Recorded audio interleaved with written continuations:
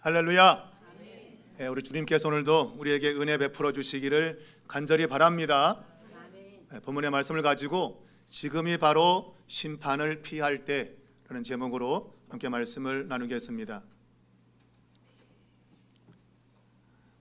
못하는 노래지만 한번 해보려고 합니다. Video mare quante bello, spira tanto sentimento, come tu aquí pienamente, casetta 화인에 순다.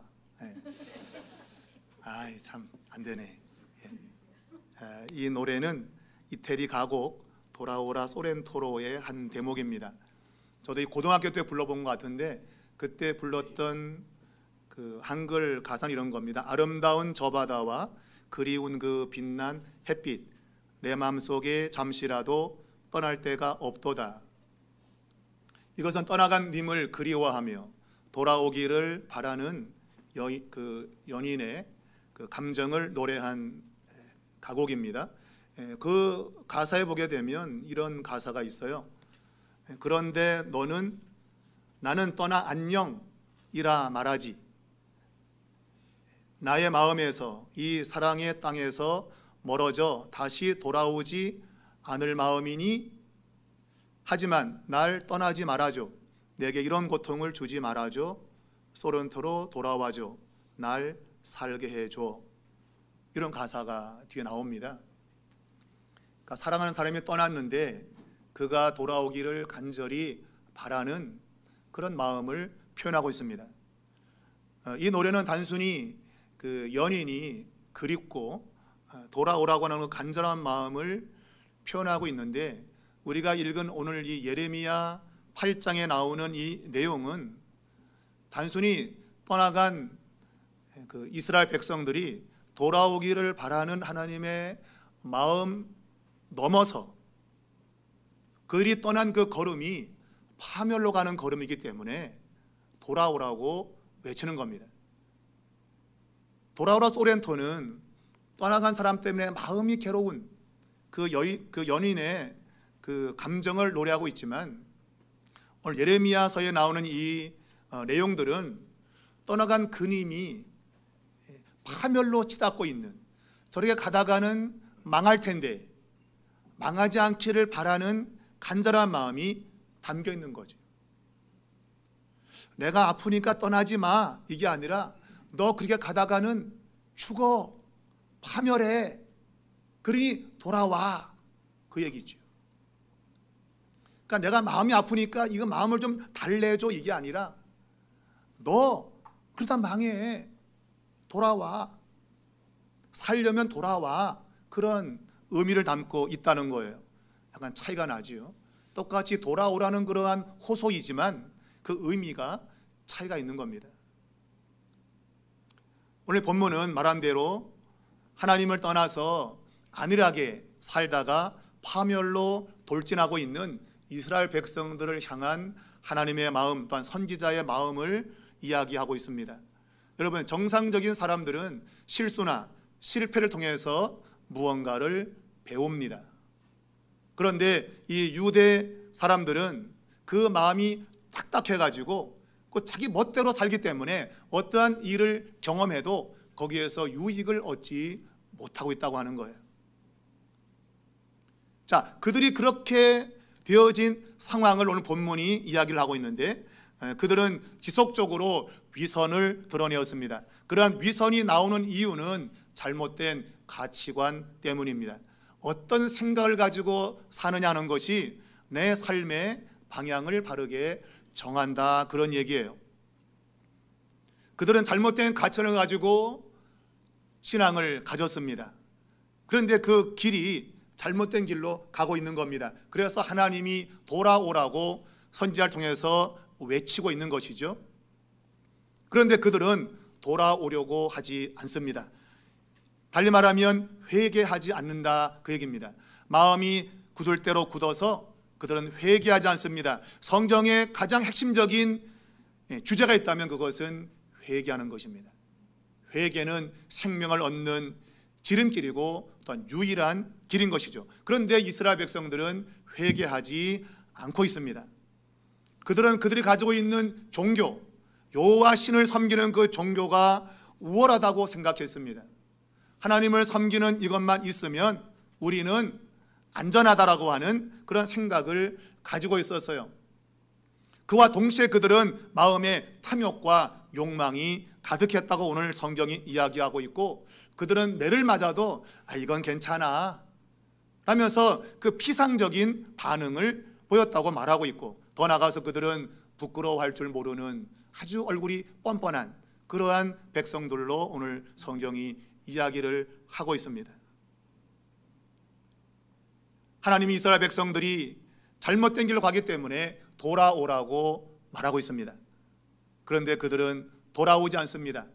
자, 일에 대해서 오늘 성경은 두 가지 정말 정상적인 이야기를 하고 있어요. 아주 상식적인 이야기를 하고 있습니다. 그것은 사람이 넘어지면 일어나지 않느냐, 또 떠나갔으면 돌아오지 않느냐. 이것은 굉장히 상식적인 거예요. 아주 정상적인 것이죠. 사람이 넘어져도 자빠진 대로 있는 사람은 없잖아요. 넘어지지 않은 것처럼 일어나서 그냥 툭툭툭 터는, 그게 정상적인 거예요. 그리고 떠나가면 다시 돌아오는 것, 그것은 너무나도 정상적이다는 거예요. 근데 이스라엘 백성들은 떠나갔는데 돌아오지 않는다라는 겁니다. 정상에서 벗어난 비정상적, 상식에서 벗어난 비상식적인 행동을 이스라엘 백성들이 보여주고 있는 거예요. 자, 어떻게 내 백성은 항상 나를 떠나서 물러가 있는가? 그러니까 돌아올 줄 모르고 계속 멀어져 가는 이스라엘 백성들을 향한 하나님의 말씀이죠. 자, 이 말에 대해서 과연 이스라엘 백성들은 무슨 이야기를 할까 듣고 싶어서 예레미야 선지자가 거리를 나갔다고 되어 있습니다. 그들이 무슨 말을 하는지 들어보고자 귀를 기울여 들었다고 말합니다. 그런데 놀랍게도 그들은 자신들이 뭘 했는지도 모르고 있다고 하는 거예요. 내가 뭘 했지? 우리가 뭐 했는데? 그들이 한 것에 대해서 전혀 알지 못하고 있다고 하는 거예요. 여러분, 얼마나 마음이 완악했으면 그들이 잘못을 행하고도 내가 뭐 잘못했는데 그렇게 반응하고 있다고 하는 거예요. 여러분, 우리 사회가 지금 이런 것 때문에 많이 힘들어하는 거 아닙니까? 뭔가 죄를 짓고도 내가 뭐 죄 졌냐, 뭐 그런 거죠. 내가 뭐 했는데. 그러니까 별로 죄가 아니라 이거예요. 내가 짓고도 죄가 아니라 그 얘기예요. 내가 뭐 했는데. 그러한 태도를 지금 이 사회가 보이고 있는 것이죠. 그것 때문에 사람들이 아주 힘들어하고 있는 겁니다. 이스라엘 백성들은 그들이 한 행위가 무엇인지를 알지 못했다고 말하고 있습니다. 그러면서 하나님이 참 이상하다, 왜 알지 못할까, 그렇게 말하고 있어요. 자, 이러한 그들의 반응에 대해서 오늘 성경은 그들을 무언가에 비유하고 있습니다. 첫 번째는 전쟁터로 돌진해가는 말을 비유하고 있어요. 여러분, 전쟁이 벌어졌는데 그 전쟁터로 마지막 정신없이 달려가는 그 모습을 이스라엘 백성들의 모습으로 비유한 것입니다. 여러분, 말이 열심히 뛰는 건 좋은 거죠. 말은 원래 뛰라고 있는 짐승이에요. 열심히 달립니다. 그런데 그 달려가는 것이 전쟁터로 달려가고 있다는 거예요. 전쟁터로 달려간다는 얘기는 죽으러 간다, 그 얘기예요. 마치 폭탄을 짊어지고 불 속으로 뛰어든 것 같은 그러한 행동을 묘사한 것입니다. 죽으러 뛰어가는 것이죠. 여러분, 빨리 뛰면 뛸수록 빨리 죽는 겁니다. 천천히 가면 천천히 갈수록 천천히 죽어요. 근데 빨리 전쟁터에서 달려가고 있는 이러한 모습이 이스라엘의 모습으로 비치고 있는 거죠. 곧 엄청난 파멸을 경험하게 될 것을 비유하고 있는 겁니다. 그들은 참으로 어리석은 사람인 거예요. 반대로 뭔가 대조하고 있는데 그것은 철새가 때가 되면 떠나갔다가 돌아온다고 하는 거예요. 이 세상의 미물도 자기가 움직일 때를 알고 있다고 하는 겁니다. 내가 떠나갔으면 이제 때가 됐네, 돌아와야지, 이렇게 반응한다고 하는 거예요. 근데 이스라엘 백성들은 돌아올 때를 모른다고 하는 겁니다. 그러니까 이 세상을 창조할 때 하나님이 모든 것은 질서 있게 만드셨어요. 그러니까 모든 만물은 그 질서를 따라 움직이고 있어요. 그런데 유독 만물 가운데 가장 으뜸으로 지음받은 인간은 하나님이 창조한 그 질서를 깨뜨리고 있는 것이죠. 하나님이 그 질서를 따라서 살도록 만들었는데 인간은 그 질서를 깨뜨리고 있는 겁니다. 새도 그 질서를 따라서 떠나갔다가 때가 되면 돌아오는데 이스라엘은 돌아오지 않는다는 거예요. 비가 개면 나타나는 7색깔 무지개. 비가 개면 무지개가 뜬다 이거죠. 그러니까 무슨 일이 벌어지면 반드시 그 일에 대한 반응이 있는 것이 이 삼라만상의 하나님의 질서라는 건데 이스라엘 백성들은 뭘 해놓고도 거기에 대한 반응이 전혀 없는 거예요. 무감각. 그런 모습을 이스라엘 백성들이 보이고 있는 것이죠. 우리가 아이들에게 철이 없다 그래요. 그 말은 봄, 여름, 가을, 겨울 구분이 안 되는 겁니다. 여름에 겨울 옷을 입고 겨울에 여름 옷을 입고 철이 없는 거예요. 요즘은 워낙 이 환경 기후가 이래가지고 이제 뭐 두꺼운 옷, 가벼운 옷 구분이 별로 없죠. 하나 갖고 다 그냥 1년 내내 입을 수 있는 그런 기후 환경이 되었어요. 어찌되었던 철이 없는 그러한 아이들, 아마 그것과도 아마 비교할 수 있겠죠. 그러니까 때를 따라서 뭔가 반응해야 되는데 전혀 반응이 없는 이런 것을 이야기하고 있어요. 하나님이 그러한 고정된 질서를 만들어 놓았는데 그 질서를 따라가지 않는 겁니다. 여러분, 죄라고 하는 건 다른 게 아니에요. 질서를 깨는 겁니다.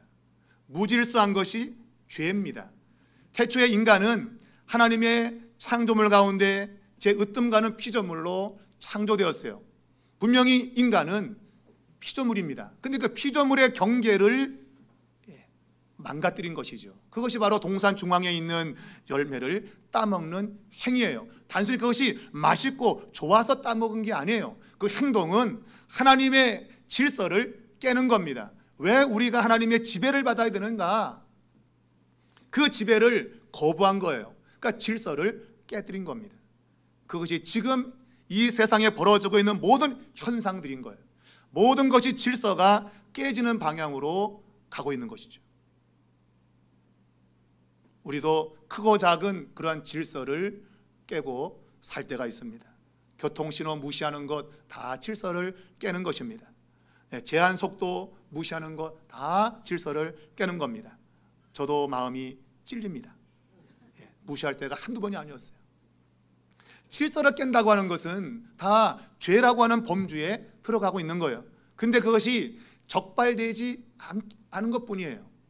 죄를 지었지만 적발되지 않은 거예요. 적발되면 당연히 과태료가 날라오겠죠. 이것이 오늘 성경에도 이스라엘 백성들이 그렇게 모르게 죄를 지은 것 같지만 하나님은 다 보고 아셨다고 되어 있어요. 그래서 그 죄를 하나님이 심판하는데 회개하고 돌아오면 산다는 거예요. 돌이키면 산다는 거예요. 그런데 그들은 돌아오지 않는 겁니다. 그것이 안타까운 것이죠. 자, 그들이 돌아오지 않는 이유가 뭘까요? 오늘 성경은 그들이 하나님의 법을 가지고 있다고 말하고 있어요. 여호와의 율법을 가지고 있다. 하나님의 말씀을 가지고 있기 때문에 우리는 안전하다고 말해요. 여러분, 하나님의 법을 가지고 있다고 그 사람이 안전한 것입니까? 결코 그렇지 않아요. 하나님의 법은 지키라고 있는 것이지 그것을 소유하라고 주신 게 아니에요. 하나님 이스라엘 백성들은 하나님의 성전을, 여호와의 성전을 소유하고 있는 것으로 그들은 안전하다고 했어요. 성전은 소유하라고 주신 게 아니에요. 그 안에서 하나님의 백성답게 하나님을 예배하고 삶의 연장으로 가라고 성전을 주신 거예요. 그런데 성전만 있으면 우리는 안전하다고 했어요. 오늘 이것을 우리에게 비춰본다면 오늘 내가 교회에 나오는 것, 이 행위 자체가 나를 안전하게 지킨다고 생각하는 것과 똑같은 거예요. 여러분이 교회의 명부에 이름을 기록하고 여러분이 직분을 받고 이런 것들이 여러분에게 안전을 준다고 생각하면 당시 이스라엘 백성들이 성전을 가지고 있고 하나님의 율법을 소유한 것 그 자체가 그들에게 안전을 준다고 생각한 것과 똑같은 겁니다. 율법은 소유의 목적으로 준 게 아니에요. 여러분, 이 성경책 여러분 팔에 끼라고 준 것이 아닙니다. 기록되어진 말씀을 따라 살라고 주신 거예요. 그런데 이스라엘 백성들은 말씀은 따라 살지 않고 하나님의 율법을 가지고 있는 것으로 우리는 똑똑해, 우리는 지혜로워, 그렇게 생각했다는 거예요. 여러분, 잠언 1장 7절은 분명히 우리에게 말하지 않습니까? 여호와를 경외하는 것이 지혜와 지식의 근본이다. 가장 똑똑한 사람은 누굽니까? 대학을 나오고 석사, 박사를 가진 사람이 똑똑한 사람이 아니라 하나님을 경외하는 사람이 가장 똑똑한 사람이에요. 여러분이 대학 졸업장 없어도 상관없어요. 하나님을 경외한다면 여러분은 가장 인생을 지혜롭게 사는 겁니다. 이스라엘 백성들은 하나님의 율법을 가지고 있다고 하면서 똑똑하다고 자랑했어요. 그러나 그 율법이 그들과 전혀 상관이 없었습니다. 자기 멋대로 살면서 율법만 가지고 있는 것을 자랑했던 거예요. 저는 오늘날 많은 그리스도인 가운데에 이런 유형의 사람이 있다고 저는 판단을 하고 있습니다. 그저 교회만 다니는 사람, 하나님의 말씀을 듣고 이 말씀에 반응하지 않으면서 나는 어느 교회를 다니고 무슨 직분을 가지고 있고, 그리고 뭐 행사하면 행사에 참여하고 있고, 뭐 이런 것으로 자신의 안전, 쉽게 말하면 천국 간다고 생각하는 그러한 생각을 가진 사람들이 있다고 하는 거예요. 여러분, 결코 그런 것이 나를 천국으로 이끌지 않는다는 겁니다. 하나님의 말씀에 반응하는 사람만이 지혜로운 사람이고 그 사람만이 안전을 도모할 수 있다고 하는 거예요. 자, 그들은 이러한 위선, 율법을 자랑하고 성전을 자랑하는 그러한 위선을 드러내었습니다. 그러면서 하나님의 법을 다 깨버린 겁니다. 말씀과 전혀 상관없는 그러한 삶을 살았던 거예요. 거기에 한몫한 사람이 바로 오늘 본문에 보니까 서기관이라는 사람입니다. 이 서기관은 하나님의 말씀을 필사 베끼는 사람들이에요. 그러니까 성경이 있으면 그 성경을 베낍니다. 그래서 또 만들어내요. 당시에는 인쇄 기술이 없지 않습니까? 그래서 사람이 손으로 쓰게 됩니다. 그리고 그것을 필사하면서 동시에 해석을 해요. 그래서 여러 가지 성경의 사본이 많은데 그 가운데는 자신의 해석을 붙여 쓴 그러한 성경, 그런 파피루스, 그런 사본이 존재하고 있습니다. 베껴 쓰면서 자기의 생각을 가미한 거예요. 그러한 성경 조각들이 발견되고 있어요. 그러니까 성경을 해석하는 것이 그들의 임무인데 그 성경 해석을 잘못했던 거예요. 그 성경 말씀 올바르게 해석해야 되는데 잘못했던 겁니다. 오늘 이 서기관들의 그 모습을 말하고 있습니다. 그들의 거짓 붓이 거짓되게 했다고 되어 있어요. 그들이 옮겨 쓰는 그 필사하는 그 붓이 거짓 붓입니다.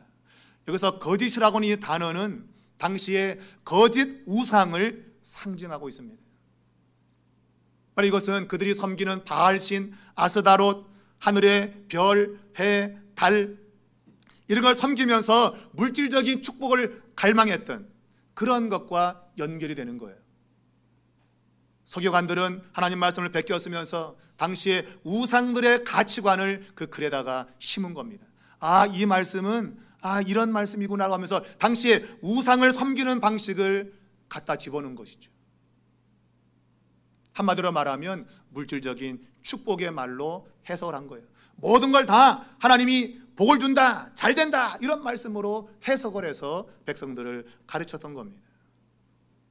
여러분, 하나님 말씀을 바꾸면 안 됩니다.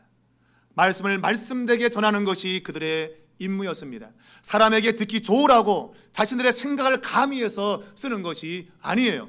하나님 말씀이 말씀되게 그 의미를 정확히 드러내야 됩니다. 그런데 욕심이라는 것이 발생해요. 욕심. 내가 누군가에 좋게 얘기해 주면 주머니에 싹 집어넣어 주는 거죠. 야, 그런 축복을 내게 주다니. 주머니에 싹 집어넣는 거. 이게 한두 번 되니까 이게 그거 완전히 고정화된 거예요. 여러분, 당시 이 서기관이라고 하는 그 직책이 역대상 2장 55절 이하에 보게 되면 하나의 그룹으로 등장합니다. 요즘 뭐 나라의 대통령이 카르텔 뭐 얘기하잖아요. 그죠? 이권 카르텔 뭐 그런 거예요. 그러니까 우리가 그 길드라는 거죠. 길드 조직. 뭔가 이익을 도모하기 위해서 서로 힘을 모으는 거예요. 그러한 세력을 가지고 있었어요. 하나님의 말씀을 말씀되게 전하는 위해서 그들이 조직한 것이 아니라 이익을 추구하기 위해서 그런 조직을 만든 거예요. 그래서 조직적으로 하나님 말씀을 잘못되게 전달하면서 주머니를 채웠던 그런 사람들이 있었던 것이죠. 여러분, 어떻게 살아도 상관없다, 헌금만 많이 해라, 뭐 이런 거예요. 하나님은 우리가 어떻게 사는 걸 중시하는데 당시의 서기관들은 그런 거 별로 괜찮아, 헌금만 많이 내, 이런 거예요.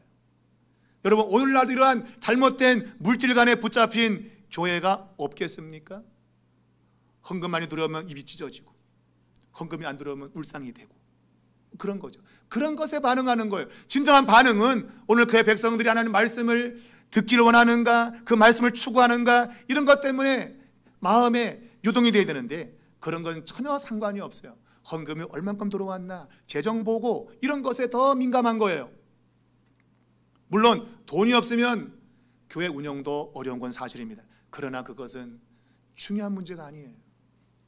하나님 백성들이 어떻게 하나님 말씀에 반응하는가, 이것이 관점인 거예요. 여러분, 우리 삼일교회가 이런 것에 관점을 둘 수 있는 교회가 되길 바랍니다. 어떻게 살아도 상관없으니 헌금만 많이 내라, 이것이 예수님 당시에 있었던 사회 상황이었습니다. 성경에 보면 과부가 2렙돈을 내는 그런 상황 가운데 부자가, 여러 명의 부자가 헌금을 많이 냈다고 돼 있어요. 왜 그들이 많이 냈을까요? 여러분, 어떻게 많이 낸 걸 알았을까요? 예수님 물론 하나님이시니까 알겠죠. 많이 낸 거, 너 얼마 냈구나, 너 얼마 냈구나 알겠죠. 그러나 그것은 하나님의 능력으로 안 것이 아니라 이 내는 사람들이 그것을 알도록 내는 거예요. 나 많이 냈다 하는 거예요. 왜? 당시에 이 헌금은 헌금 내는 돈이 따로 있습니다. 아무데나 낼 수 없어요. 그래서 그 돈을 바꾸어서 넣는 거예요. 두루루루, 마치 게임장에서 뭐 땡기면 돈 나오는 것처럼 그렇게 우르르 집어넣는 거예요. 그러니까 그 소리가 들리는 거예요. 그러니까 어이구, 저는 많이 내네. 사람들이 들을 수 있게끔 헌금을 내는 거예요. 그래서 여러 부자가 많이 냈다고 하는 것을 이야기하고 있어요. 단지 그것은 헌금의 많고 적음이 아니에요. 이 부자들이 어떻게 돈을 많이 모았는가? 과부의 것들을 뺏었다고 돼 있어요. 거짓으로 그들을 속여서 뺏은 것이라고 말하고 있어요. 그게 당시의 사회상이었어요. 내가 정상적으로 돈을 내가 많이 벌어서 헌금 많이 하면 누가 뭐라 그래요? 내가 많이 드리겠다는데. 근데 그게 아니라 과부의 가산을 뺏어가지고 헌금을 드리는 거예요. 많이 드리면 복을 준다고 생각한 것이죠. No, 절대 그런 것이 아닙니다. 도리어 그 과부를 돌봐줘야 돼요. 근데 과부의 것을 뺏어가지고 헌금을 하는 그러한 당시 사회상을 우리 예수님께서 꾸짖은 겁니다. 그런 돈을 가지고 그들은 성전을 화려하게 지었다고 했습니다. 제자들도 그 성전 건물을 자랑하면서 보십시오, 주님 얼마나 멋있습니까? 맞아요. 지금도 우리 대한민국에는 아름다운 교회 건축물이 여러 개 있습니다. 정말 세계에 내놓을 만한 건축물이 여러 개 있습니다. 그렇게 외형적으로 건축물이 아름다운 만큼 그 안에서 예배하는 사람들의 마음도 아름다울까요? 이게 물음표인 거예요, 여러분. 예나 지금이나 동일하게 하나님이 보시는 관점은 똑같은 겁니다. 외형이 화려한 걸 보는 것이 아니라 우리의 내면을 단장하는 것, 우리가 진실되게 이 세상을 하나님 말씀 따라 살아가려고 하는 것, 그런 것들 하나님이 주목하고 계신 거예요. 그런데 오늘 우리는 별로 그런 건 신경 안 써요. 그냥 형식적인 신앙생활, 이런 것에 길들여져 있고 그런 것에 무감각한 우리들의 모습일 수 있는 거예요. 여러분은 여러분의 신앙을 어떻게 진단하십니까? 여러분 스스로 여러분 판단해 볼 때 여러분이 어떻다고 생각하십니까? 정말 성경이 원하는 그런 방식으로 내가 하나님을 섬기고 있다고 자신할 수 있겠습니까? 오늘 이 사람들은 그렇게 행동하면서도 돈이 탑이 나가지고 하나님 말씀을 왜곡되게 해석하면서도 그들은 뻔뻔했어요. 부끄럽지 않다 그랬어요. 뭐 어때? 그런 거예요. 부끄럽지 않은 거예요. 여러분, 요즘 세상에 얼마나 사람들이 얼굴이 두꺼운지 해놓고도 뭐 어때? 이게 뭐 어떤데? 그런 시대가 되고 있어요. 여러분, 뭐가 어떻습니까? 여러분, 잘못된 것들이죠. 그것을 회개해야 되는데 회개하지 않고 뭐가 어때? 이렇게 반응하는 것이 요즘 시대고, 저와 여러분도 그럴 때가 있어요. 뭐가 어때서? 이런 거예요. 잘못된 겁니다, 여러분. 정상적인 사람은 부끄러워해야 됩니다. 수치스러워해야 됩니다. 근데 그런 것이 없다 이거예요, 이 세상 속에. 오늘 그러한 사람들에게 진짜 부끄러운 일이 벌어질 것이라고 오늘 성경이 말하고 있습니다. 탐욕을 쫓는 그들에게 부끄러운 일이 벌어질 거라 그랬어요. 그들은 백성들이 중한 상처를 입었지만 괜찮다고 했습니다. 괜찮아, 잘 될 거야, 괜찮아. 우리가 미래를 희망적으로 보는 것은 때로는 좋은 의미가 될 수 있어요. 그러나 희망 고문, 그런 일이 벌어지지 않는데 잘 된다고 말하는 건 그건 고문하는 거예요. 희망 고문이에요. 그런 일이 안 생길 건데 잘 될 거라고 생각하는 거, 그거 안 되는 겁니다. 그런데 한국 교회는 이런 사상이 팽배해 있습니다. 잘 될 거라고, 잘 될 거라고. 여러분, 그것이 한편으로는 참 좋은 면을 갖고 있어요. 긍정적 사고, 좋은 겁니다. 그러나 여러분, 죄를 지으면서 긍정적 사고 갖는 거는 망하는 길로 가는 거예요. 내 스스로를 정확히 진단하고 그 말씀에 내가 진정히 반응해야지, 그렇지 않고 막연히 잘 될 거다? 그런 일은 절대 있을 수가 없습니다. 오늘 이들은 말했습니다. 평강하다, 평강하다, 평강하다. 근데 실제로 평강이 없다라고. 오늘 이 사람들 향해서 하나님의 심판이 선언되고 있습니다. 이 심판의 상황을 추수의 상황으로 묘사하고 있습니다. 맞아요. 성경은 추수란 하나의 심판의 모습으로 비추고 있습니다. 하나님이 그분의 포도밭에서 열매를 거두려고 하는데 열매가 없는 거예요. 포도가 없고 무화과가 없고, 그리고 무화과 잎마저 다 말라버린 상태예요. 여러분, 예수님 당시에는 무화과 나무가 이파리가 무성했다고 돼 있어요. 예, 이파리는 무성했는데, 근데 이 시대는 이파리 마저 말라버린 그러한 시대예요.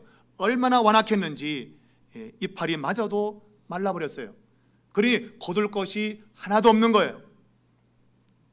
거둘 것이 없다면 불태워버리는 것이죠.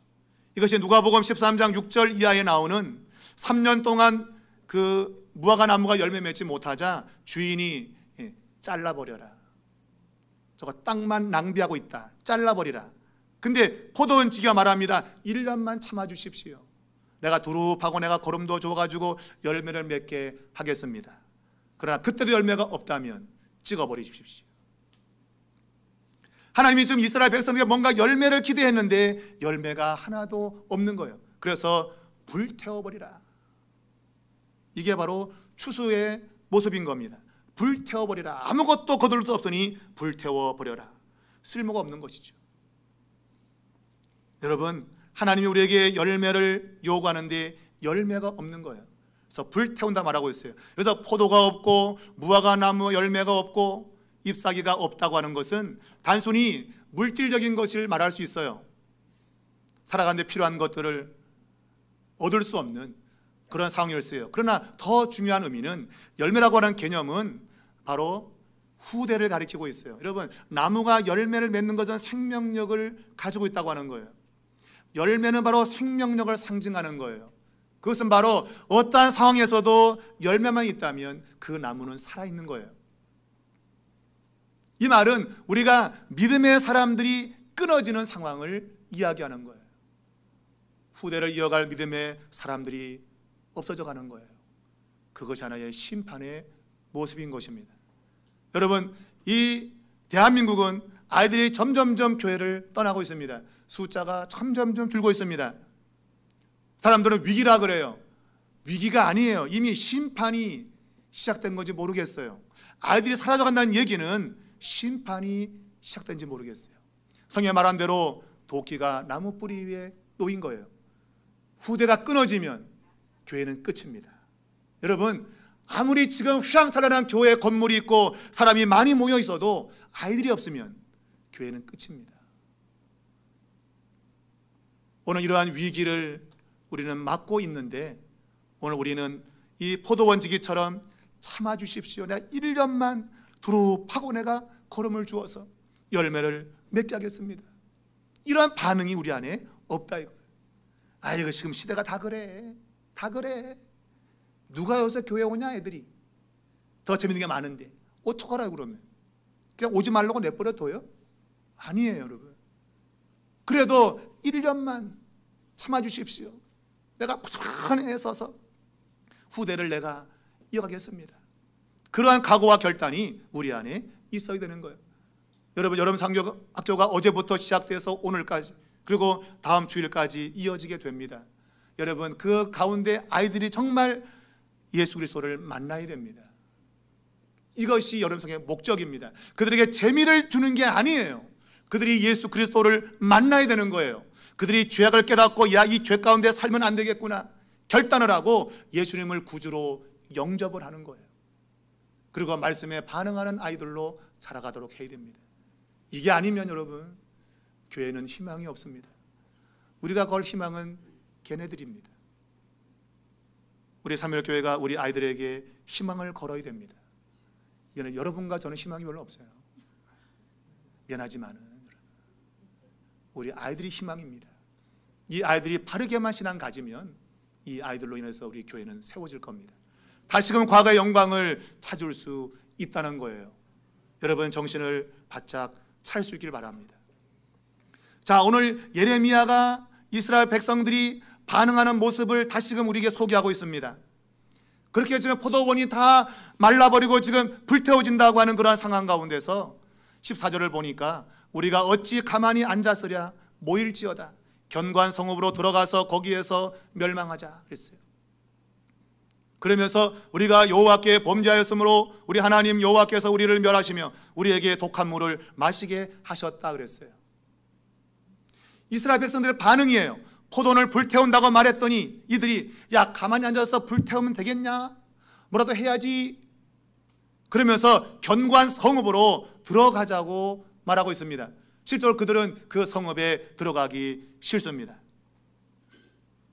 왜냐하면 그들이 지금 있는 곳이 훨씬 더 안전하다고 생각한 거예요. 그들은 넓은 들이 있고 피할 곳이 많아요. 근데 성으로 들어가면 포위되면 죽는 거예요. 그러니까 몰아넣고 죽이는 이런 일을 하나님이 하시고 있다라고 생각했던 거예요. 그래서 그들이 말합니다. 견고한 성읍에 들어가서 거기서 죽자. 여러분, 그들은 지금 살기 위해서 들어가는 것이 아니라 죽으러 들어간다고 생각하고 있어요. 그러면서 우리가 여호와께 범죄했다고 말합니다. 일견 볼 때는 회개하는 것 같아요. 우리가 죄졌다고. 죄졌다고 말하는 회개가 아닙니다. 이것은 회개 비스무리한 거예요. 위장된 회개입니다. 거짓 회개입니다. 왜냐하면 거기에서 죽자, 멸망하자 이 얘기예요. 이게 무슨 말이에요? 우리가 죄 지었는데 하나님 우리를 죽인다 그 얘기예요. 이 말은 하나님을 비난하는 겁니다. 우리가 죄를 졌으면 살려줘야지 우리를 몰아넣고 죽이시네요 이거예요. 하나님을 비난하는 겁니다. 여러분, 오늘 이것이 우리의 반응이에요. 우리가 죄를 지면 당연히 회개하고 살려달라 그래야 돼요. 우리가 하나님께 죄 지었다고 말하면 하나님 우리를 살려주세요라고 말해야 정상적인 거예요. 근데 그게 아니고 우리 하나님께서 우리를 죽이시네, 우리에게 독한 물을 마시게 하네, 이게 우리의 반응이에요. 뭐가 안 되면은 하나님 왜 이래요? 따지는 거예요. 안 되는 이유는 뭐예요? 우리가 하나님 앞에 제대로 안 살기 때문이에요. 그런데 하나님께 원망하는 거예요. 비난하는 거예요. 우리를 죽이시네요 이런 거예요. 여러분, 누가 부모가 자식이 죽기를 바라는 부모가 세상 어디 천지에 있습니까? 살기를 바라며 회개하라고 말하고 있는데 회개하지 않고 비난하고 원망하고 있는 것이 이스라엘 백성들의 모습이라 그런 얘기예요. 여러분과 저에게도 혹시 이런 일이 있지 않을까요? 일이 벌어지면 원망하고 불평하고 하나님이 계시면 어떻게 이런 일이 생겨? 그렇게 반응하는 우리의 모습이 있다면 여러분, 빨리 회개해야 됩니다. 돌이켜야 됩니다. 이스라엘 백성들은 회개가 아닌 거짓 회개를 했어요. 마치 이것은 사무엘상 15장에 나오는 사무엘 선지자와 사울 왕의 반응을 보는 것 같아요. 하나님이 다 진멸하라고 그렇게 사울 왕에게 말했는데 다 죽이지 않았어요. 제사 드리기 위해서 좋은 걸 남겨두었다고 말했습니다. 사무엘 선지자가 말했습니다. 순종이 제사보다 낫고 듣는 것이 기름보다 낫습니다. 말씀을 듣고 다 죽였어야지. 제사 드리기 위해서 남겨둔 거 말이 됩니까? 그 얘기예요. 그래서 당신 하는 말씀을 버렸기 때문에 하나님은 당신을 버립니다 그랬어요. 그 말이 무서워서 회개하는 척 했어요. 그게 뭐예요? 내가 한 게 아니라 백성들이 두려워서 백성들의 말을 들은 거예요. 나는 원래 안 그러려 했어요. 근데 백성들이 나한테 그렇게 하라고 했어요. 여러분, 이게 회개입니까 여러분? 회개 아닙니다 여러분. 남에게 책임을 떠넘기는 겁니다. 마치 얼마 전에 있었던 수해 현장을 보면서 우리 관할이 아니에요. 우리 책임이 아니에요. 떠넘기는 건 똑같은 거예요. 내가 거기에 살면 거기에 통감을 하고 우리가 안 이랬습니다, 우리가 잘못 생각했습니다 이래야 되는데 내 책임이 아닌데 다른 관할인데 이러고 넘기는 건 똑같은 거예요. 이런 곳에서는 희망이 없습니다. 제가 단언하건대 다음에 똑같은 일 또 벌어집니다.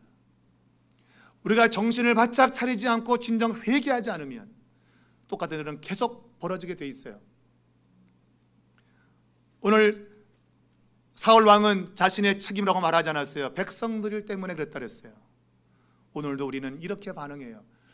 내가 원래 그런 건 아니에요. 지금 상황이 그래서 그래요.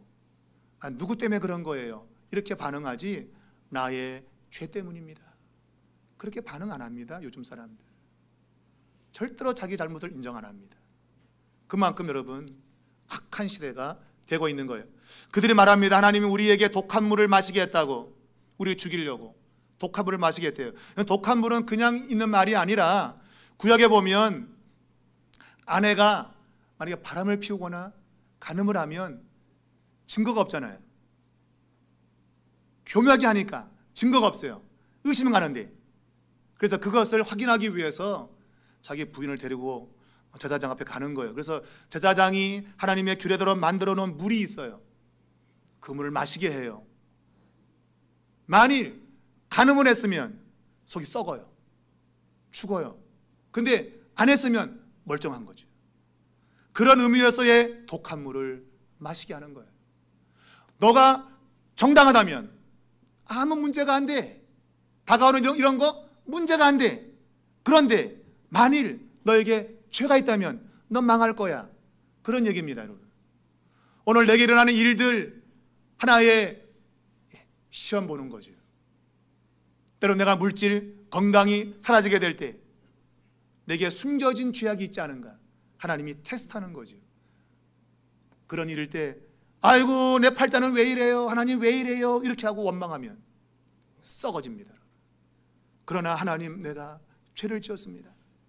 나의 죄를 내가 인정합니다. 그러면 괜찮은 거죠. 오늘 우리에게 당하는 모든 일들은 하나님의 손을 벗어난 것이 없습니다. 하나님의 손에 다 달린 것입니다. 그걸 인식하고 살아야 되는데 그러나 전혀 그런 인식이 없는 거예요. 성경은 말하고 있습니다. 세상과 벗된 것이 하나님과 원수된 것을 알지 못해. 이 원수라고 하는 것은 간음하는 거라고 되어 있어요. 여러분, 세상을 사랑하는 거 간음하는 겁니다. 하나님보다 세상을 더 좋아하는 거 간음하는 겁니다. 독한 물을 먹일 겁니다. 만일 간음이 아니면 멀쩡할 거예요. 간음이면 죽습니다. 오늘 내게 일어난 일들 여러분 잘 생각해야 됩니다. 그냥 오는 것들이 아닙니다. 나라고 하면 생각하라고, 내가 지금 어떤 길을 걷는지 생각하라고 하나님이 주시는 하나의 테스트지인 겁니다. 오늘 이러한 이스라엘 백성들, 어리석게도 원망과 불평으로 반응하는 그들에게 이젠 다른 길이 없습니다. 하나님의 심판밖에 없는 거예요. 돌아서라고 말했지만 돌아오지 않으니 이제는 심판밖에 없는 겁니다. 그 심판의 절망적인 이야기를 오늘 하고 있습니다. 그 말의 부르짖음이 단에서부터 들린다. 이미 북쪽으로부터 침공이 시작된 겁니다.